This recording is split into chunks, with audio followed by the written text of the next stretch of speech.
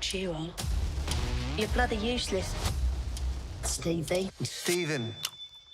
I can't tell the difference between life and dreams.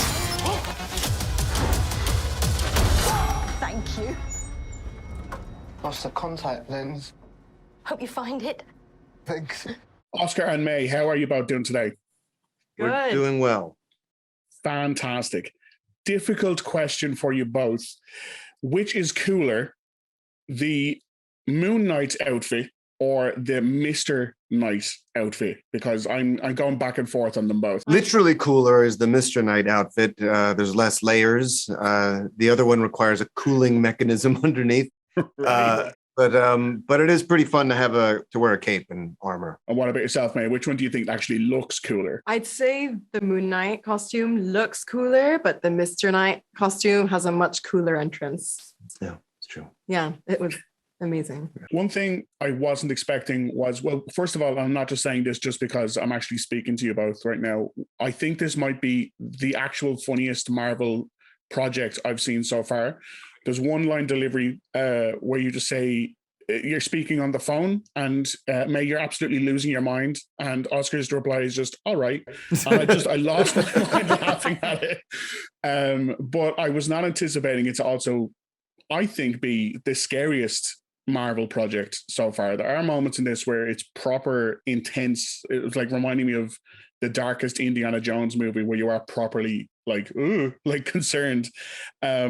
When you were making it, was that like an envelope that you felt being pushed from the creators and with yourselves? You're like, we are going to push this as far as we can go. Yeah, absolutely. The ideas were there in the script, but then to really flesh them out. And I think also finding the humor, because in a way that disarms people. And so they're not really ready for some of the scares, and I think that's just a great mix when those two things can mix tonally in just the right way. But yeah, I was surprised with how far they were willing to push some of those, especially in that fourth episode. Mm-hmm. There's some stuff in this that like I think will stand out in like memory for Marvel fans. There's definitely like already iconic stuff, and it's so difficult to not talk about it just yet. But one thing I did want to call attention to, and I noticed at the very end of the episode, is it's almost like a disclaimer. Talking to the audience, where it's, if anyone out there is maybe feel they are suffering from similar kind of mental disorder issues, that they should talk to someone, and there's the stuff there. But I found that very interesting because the character could be played for laughs, just laughs, but there was like a sensitive approach taken to both how it was represented, but also how other people interact with a person with that condition. So like, that must have been something that was very heavy on everyone's mind about writing it and playing those characters involved with this at the center of it. Yeah, I mean, that was something that I really pushed for, to be honest, because we were talking about the representation of mental illness and what the responsibilities are there. And sometimes you can kind of get in the weeds in the actual narrative storytelling, where it's like, okay, are we just trying to cover our asses so we don't get called out? Or are we actually caring about someone watching this that might be suffering as well?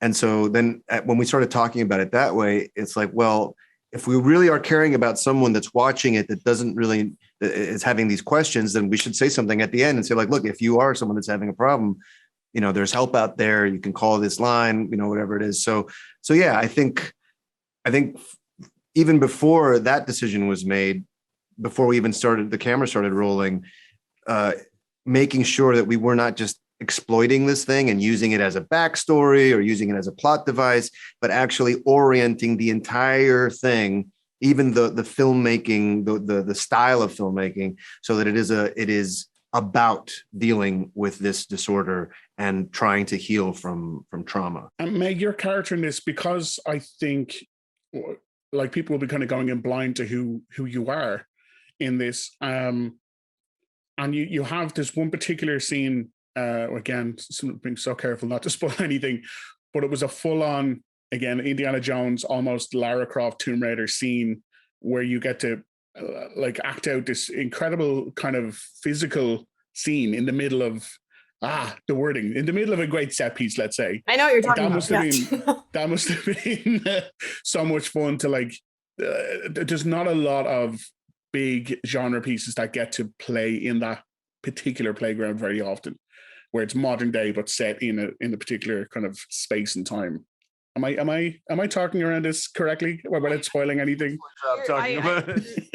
It was fun, but it was also like you're aware of the circumstance that you're in, and it was. I mean, actually, like technically filming that was scary at times. Just it's like, yeah, I don't want to give too much away. Sure. It's also, that's one of my favorite episodes, more because of the end, but like all of that it's just such a random piece to have in the whole show. Fantastic. Oscar and May, thank you so much for your time today. Embrace the chaos.